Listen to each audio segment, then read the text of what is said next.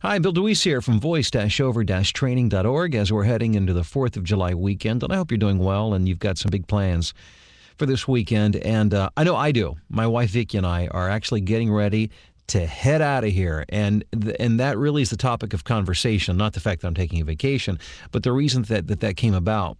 And I'm sure you're familiar with the concept of burning out on your job. Well, recently I found myself, as much as I love doing what I do, and I love recording voiceovers, and I love training and coaching others, I'm passionate about it, but I found myself just feeling uninspired is the best word that I can think. I really had never felt this way before. I just found myself, all I wanted to do was nothing. I just had a hard time getting myself up off the couch to do anything. And I knew in my heart that I loved doing this, but I just felt, number one, I felt tired.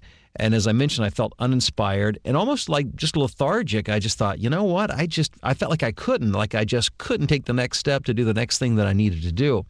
And I had a conversation with a friend of mine who's a therapist, and it wasn't in a formal setting. We were just together talking, and I was sharing with her my symptoms and what I was experiencing. And she said, Bill, she said, that's classic burnout. You're just simply burned out and you need a vacation. And she's right.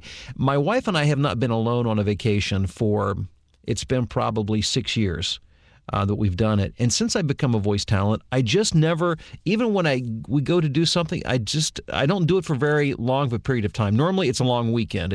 I'll take Monday off, or maybe a Friday and a Monday off, because there's work to be done, and clients have projects that they want done, and there are deadlines to meet. I mean, you know how it goes.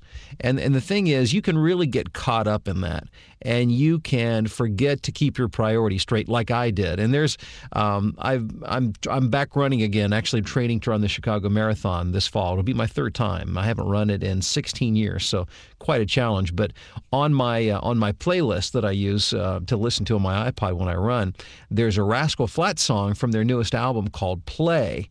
And I was listening to that yesterday, and I thought, you know what? This is great advice. And there's a line in the song that says, there's no drug that can to take care of this. There's not enough money that can take care of it. You just got to stop whatever it is you're doing, and you just got to play.